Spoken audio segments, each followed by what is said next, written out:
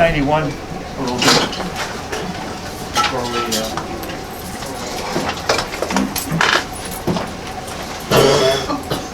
Yeah, a couple of things I want to say about this. So I put the whole thing there. Okay, so we talked about this last time. F minor. Okay.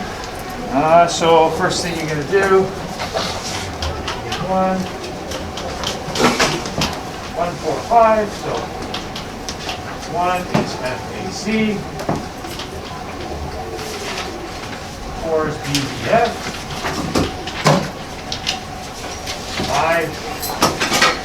5 is C E G. Okay, so right away you know that E natural, only 5 is possible there.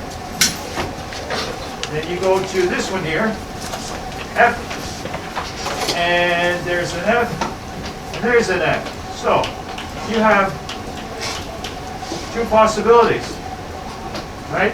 And that's going to occur sometimes. They're both correct. They're both fine. All right? This one here, 4 to 5, is the one that you would need to be careful of, because you want to have soprano, alto, tenor coming down. Otherwise you will have, we talked about those parallel fifths and octaves. So in this style. So we'll do that one. Okay. That'll be a lower, right? No.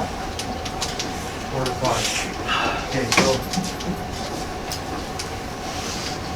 that's a half. Okay. So roots in the bass. So we're gonna only have, oh sorry. We're gonna go 4 to 5. We're only gonna have those guys in the bass. So B, C, right? And this is, we're doing this chorale style. So stems, we do the soprano, alto, tenor, and bass stems. Okay, so then we talked about this last time. You want B, D, F. We have the F, we have a B, so we need another B, and another D. So, I think some of you have to watch out, just from looking at your stuff. Some of you kind of just start down here and go, oh, the next note's a D, so I'll put a D there. Well, that's probably a little too low, right? So you don't go necessarily with your first choice. So that to me would be too low.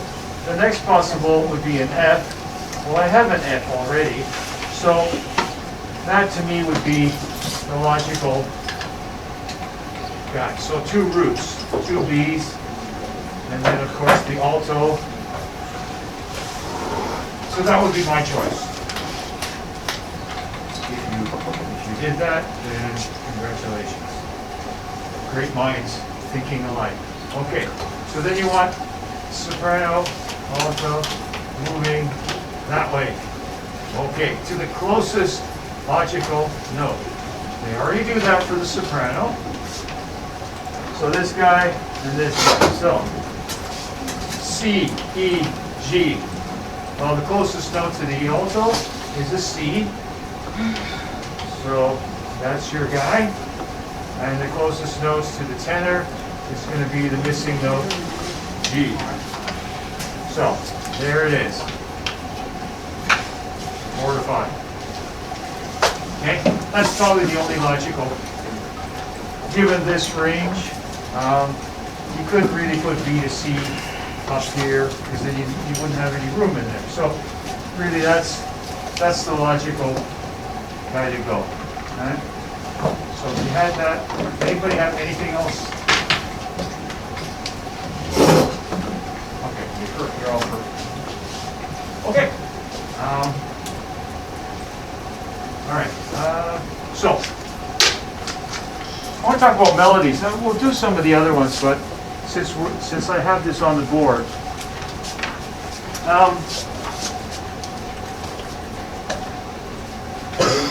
this is your standard kind of melodic phrase, 4 bars. Right? And you find that everywhere from Mozart to, you know, the guy who just wrote a pop song this morning. Basically, everybody follows that kind of 4-bar phrase. All right? Okay. Now, if I look at this, to me this is a very weak, if I was judging this melody, okay, like out of 10, I'd probably give it a 6 on a good day. All right, so I'm telling you that's a weak melody. All right, you should really kind of hear that in your head, but we'll just play it.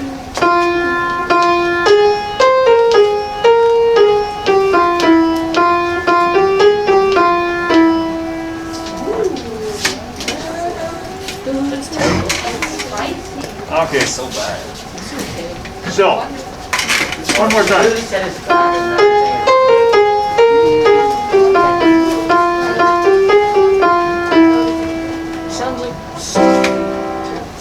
Okay. I just don't like the Okay, but we did, right? We did the B flat. We did the 4/5. Any comments on that? I mean, maybe that's just my opinion. It's not that good. I like it. You're You like special, it? Okay, good. I don't like it. I don't like it, but it's not If you bad. have left hand, I think it'd be probably good. Yeah, it's not Yeah, bad. it's like, it's Yeah, so it's okay. never said He said it's 6 out of 10, and I just think it's... Yeah, so you see what I would, I'm so spicy. But it has spice in it.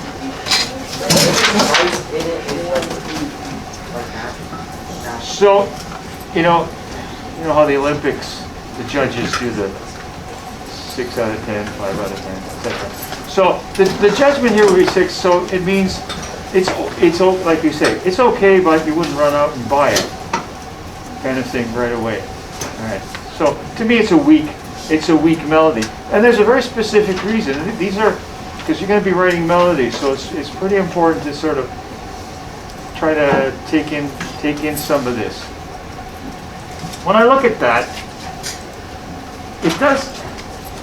I don't get a sense of this melody going anywhere. Yeah. Is there a specific, like, actual reason why it's bad, or is it just, like, the way? Oh, so you're saying, well, it's just because it's his opinion? Yeah. I think this kind of goes to the question of what makes a good melody. I mean, everybody who wakes up in the morning who's a songwriter is going to write the great song today, is hoping for that magical combination. Nobody has figured out sort of what the formula is. If you could put an algorithm or whatever, and they've tried that, believe me.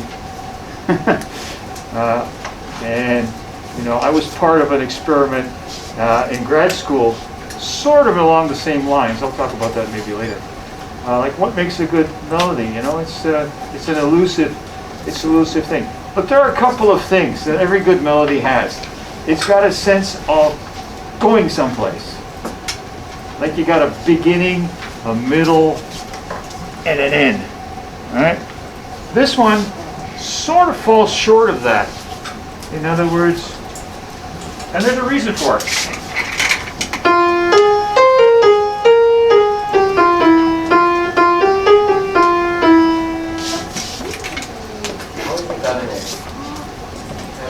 Yeah, so when I look at this, I see that, I see that, I see that, I see that. In other words, you see what I've pointed out?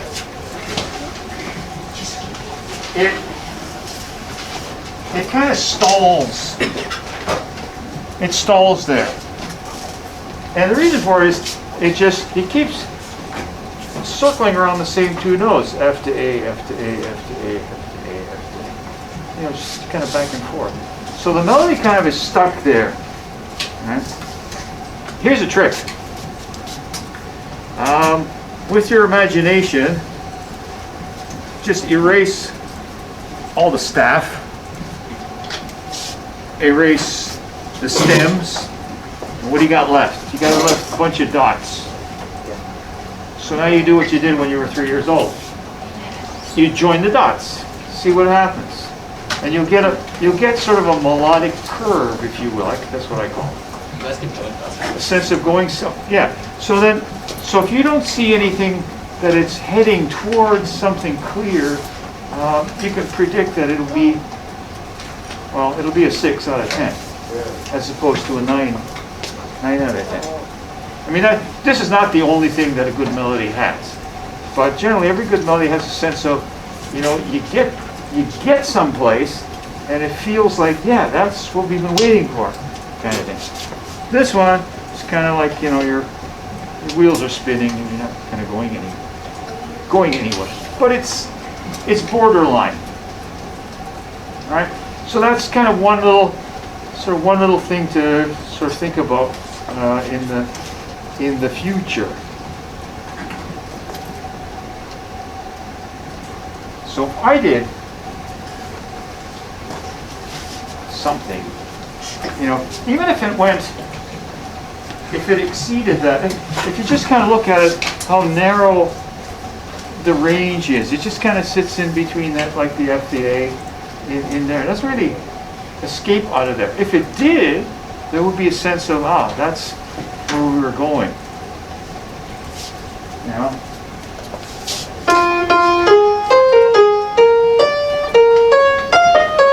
You know, just that, all I did was I used the first 4 notes, and just put it up a step. But already you get a sense of, something's coming, right? It's kind of a sequential, old composer trick. You know, it's not a trick, but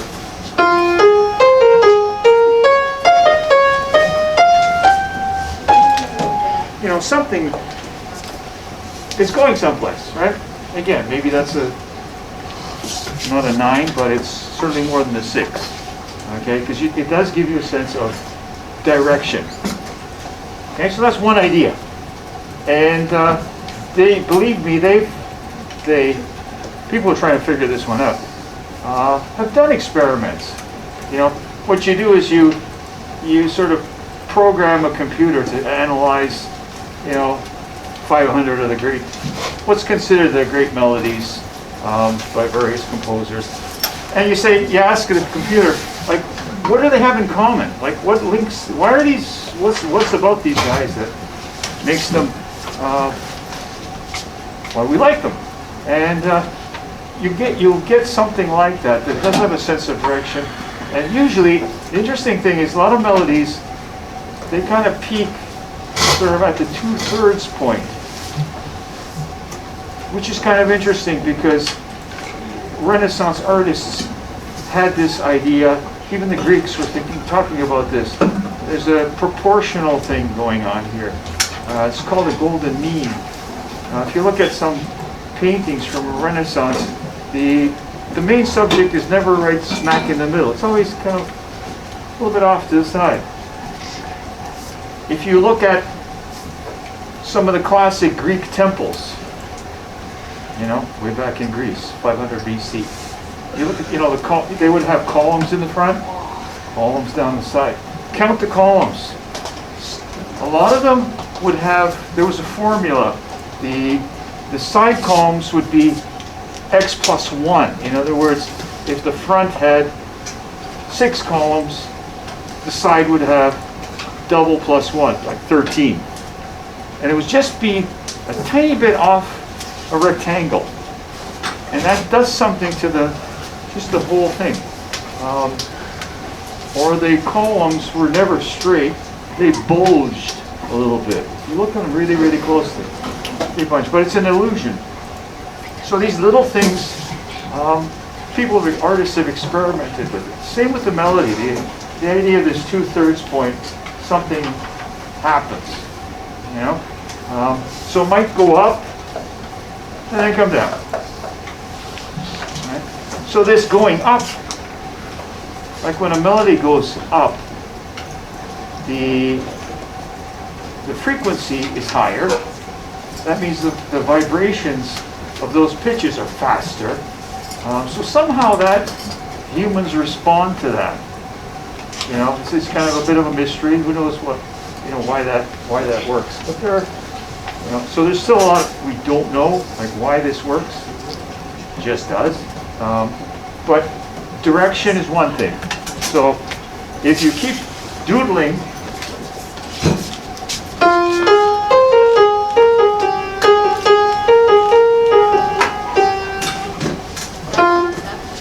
you know, like, okay. So,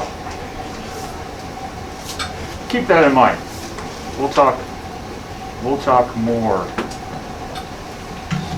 Actually, go to 94.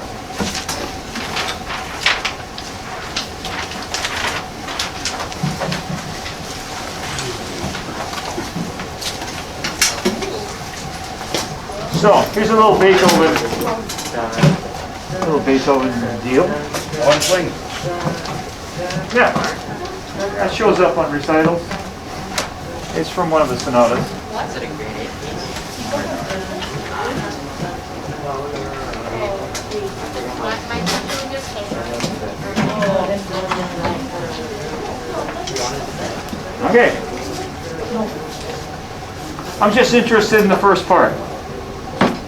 Up to the double bar, right?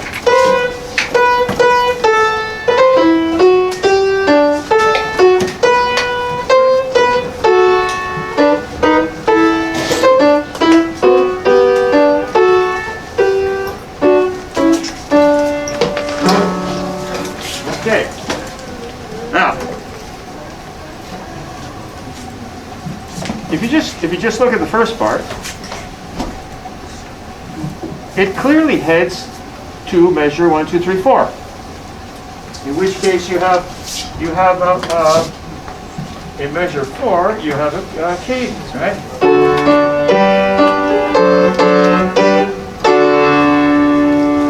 And then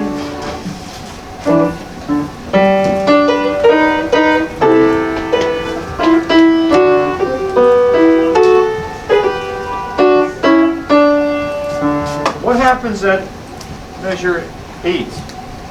There's a C sharp. Anybody hazard to guess?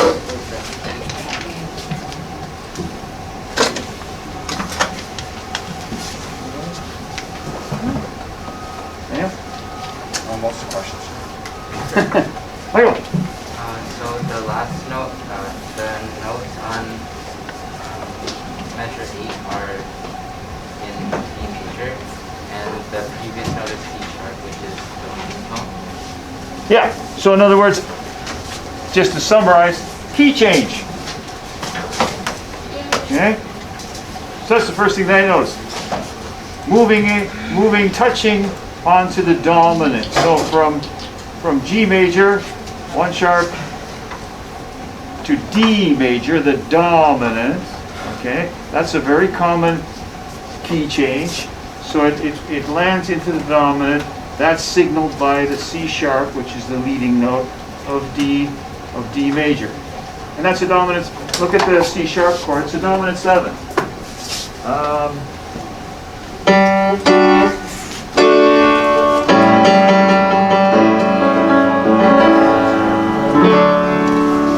Okay, nice dominant 5/7 to 1. So authentic cadence D major. Okay. So you got two things going on there. Describe to me measure 5 to 8. How does it compare to measure 1 to 4? 5, 8, 1, 4. You gotta, your eyes should tell you something. Anybody played this? Yeah. Yeah, it's probably in the conservatory. I hear it quite often. Davide? Well, measure, like, what 1 to 4 is like, Yeah. well, okay.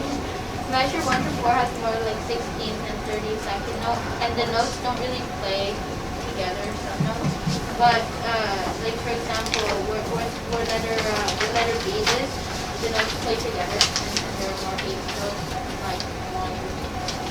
Yeah, it's all in there. Simpler way to, like, kind of nail down more specific, well, simpler.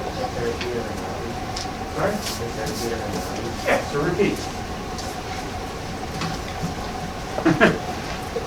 Yeah, so 1-4. 1-4, and then he does 5 to 8. But he just changes the end a little bit. Okay? So, 4 bars, cadence. 4 bars, cadence. Classic. Alright? As I say, it's classic in pop songs, it's classic in Mozart and Beethoven. Okay? So, symmetry. So here's another thing. Usually in melodic writing, you'll get a 4-bar phrase and then an answering phrase. Okay? Now, very often the phrase that answers has, well, it should have something to do with the first 4. All right? So there's another concept here. Repetition. Okay, now why repetition? Well, because repetition, your brain is always searching the information that's going in. Your brain's always trying to make sense of it. Okay? This is what happens. Okay? He gives you this.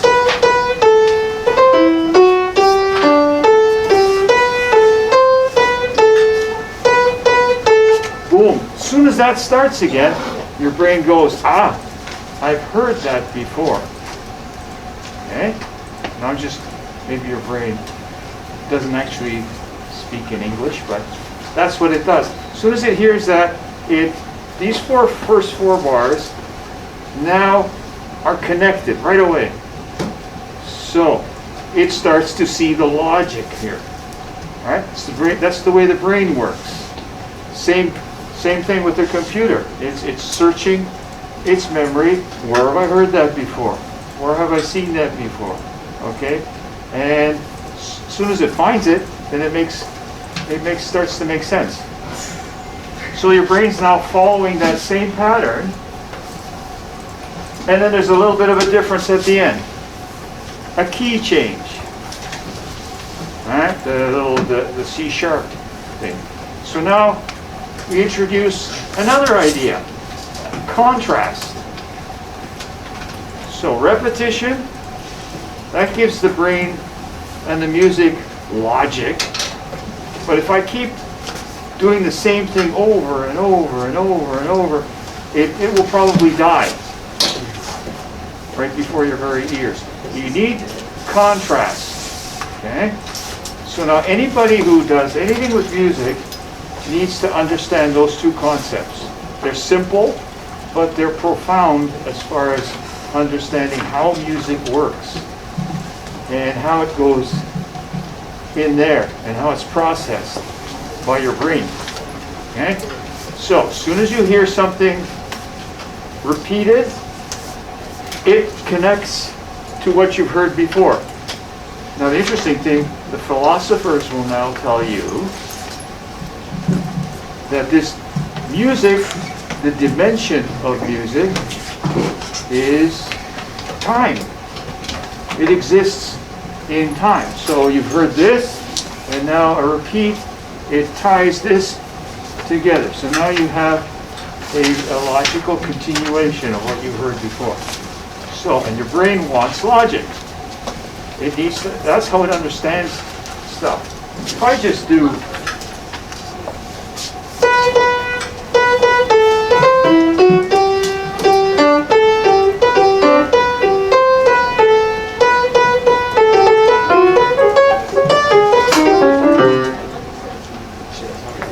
It won't make any sense of that, because it doesn't. Without fire, where can I buy that? Yeah, it's just random. No matter how hard your brain's gonna try to figure that out, it won't. So, makes sense. Your life, okay? Big stuff. Your life is based on expectations, right? So, if something's happened before, there's an expectation that it probably will happen again. If it doesn't, then you're kind of get confused. But that's why humans, we like routine. Okay? Yeah, that makes sense, right? Most of us function better under a structured routine. You do this, you do that, you do that. Kind of follow basically the same thing. And the brain copes with that as well. And the brain's always looking for patterns. So, makes sense that music is a product of human brain. Computer is basically a model for the human brain because it came out of the human brain, designed it, right? So obviously all these things are somehow connected. You know, it doesn't take a genius to figure that out. Okay, you get to the double bar, and the next part, there's some similarity, but it's different enough that you're not going to be bored hearing it one more time. So you need a little bit of a buffer. So that's what the composer is doing here. The similarity is the repeated notes, right? We start off this way. Now he does, right? So the dotted thing is still there. That's a pattern. So your brain connects that with the very beginning, but it says, well, it's related. You know, it's not all of a sudden, you know, one of those. Okay. Then, what happens in end of measure 12?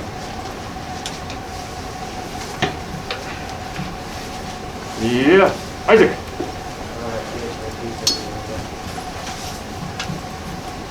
We're back. Yeah, we're back to.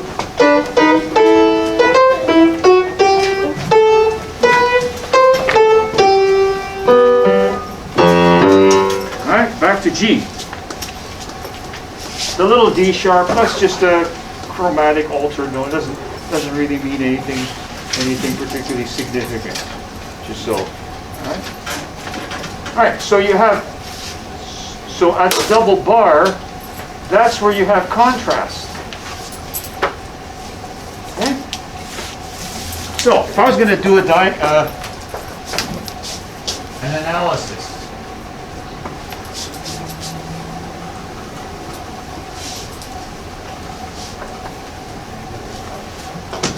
you'd have, all right, 4 bars. Cadence.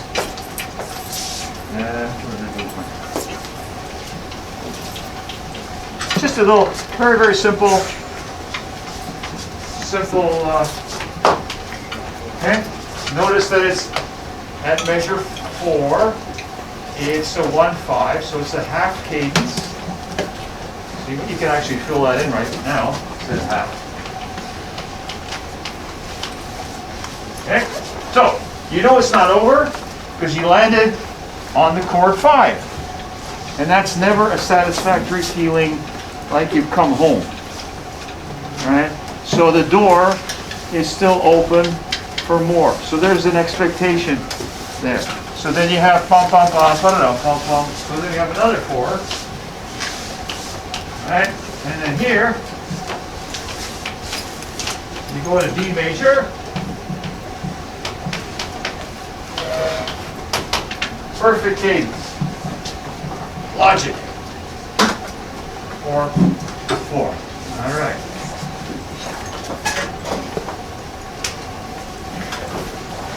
Then you have another 4.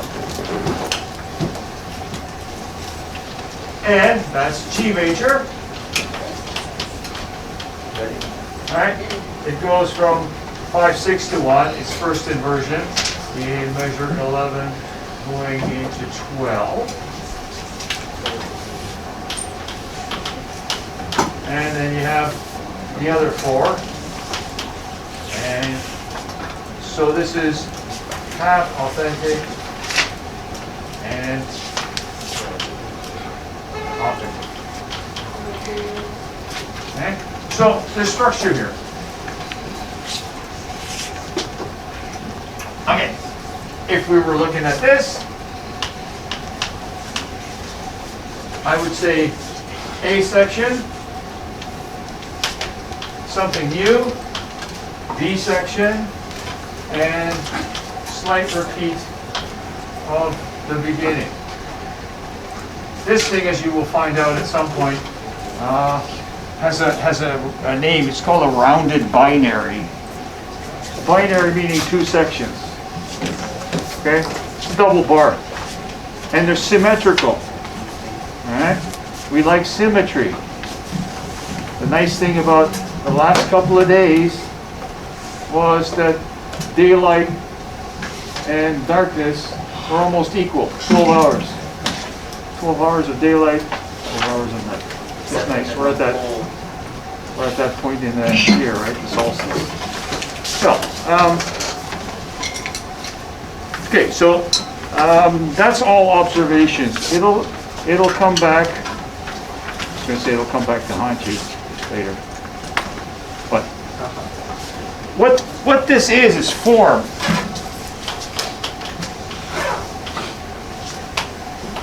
All right. So here's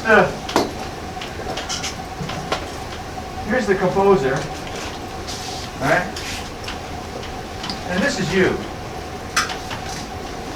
You're happy. Okay, so he's trying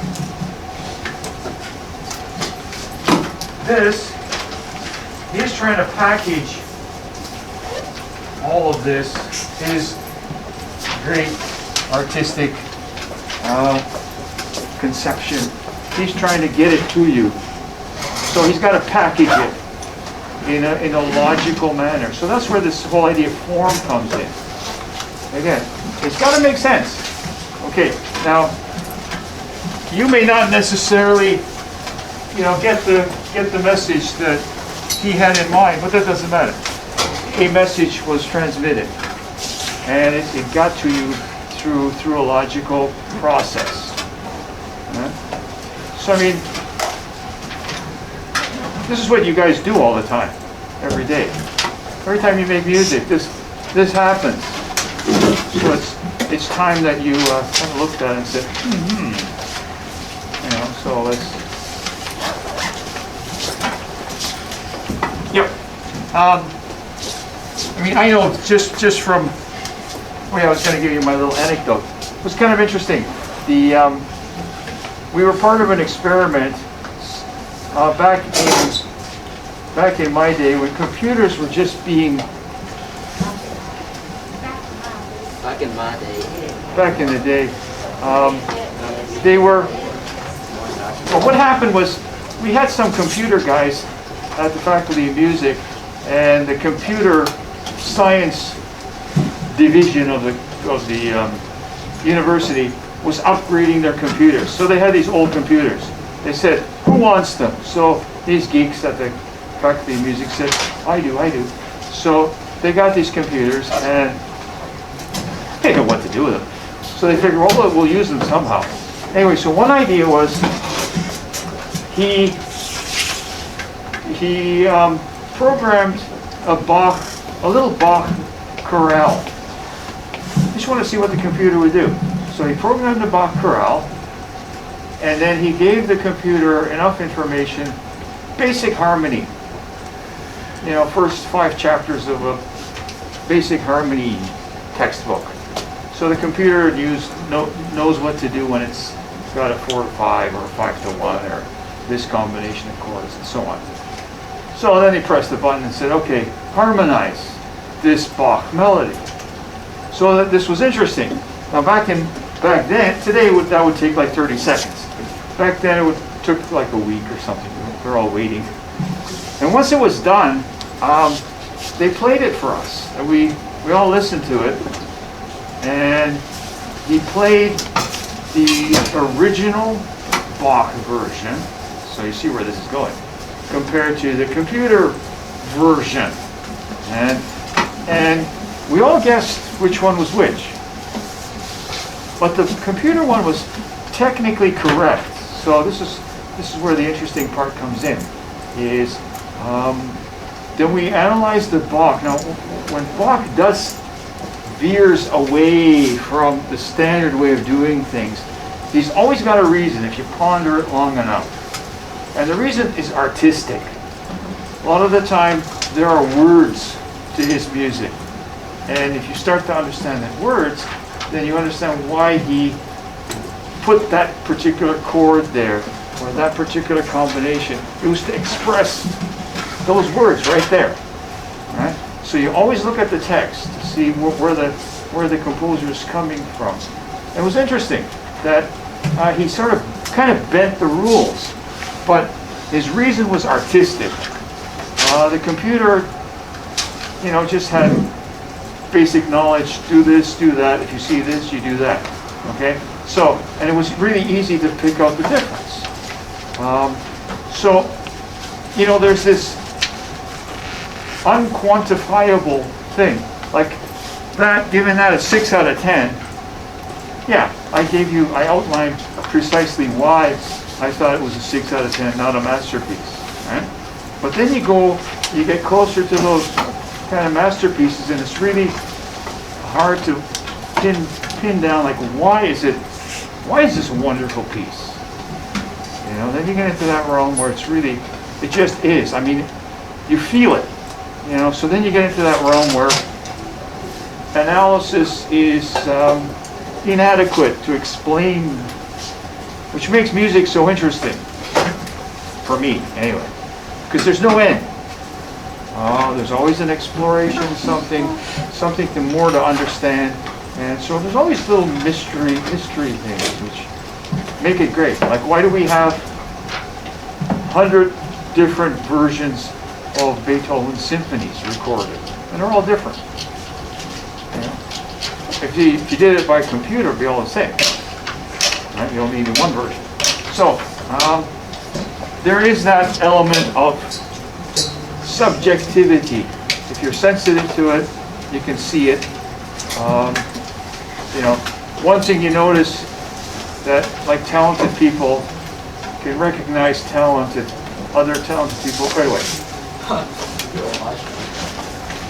I go to grade 3 recitals over the course of the years, and I mean those grade 3s, when they go up there, you were there too. I heard you play. Within 2 bars, you can tell there's something special about this. It's not about necessarily playing the right notes, but it's that intangible thing, that it's there, and you can sense it right away. So it's there's a lot of mysterious things about music. That's why I hope they stay mysterious and we don't sort of figure them all out. It'll be disappointing. Anyway, we will. I said I wouldn't give you any work today, but you can ponder that. I'll just give you another thought.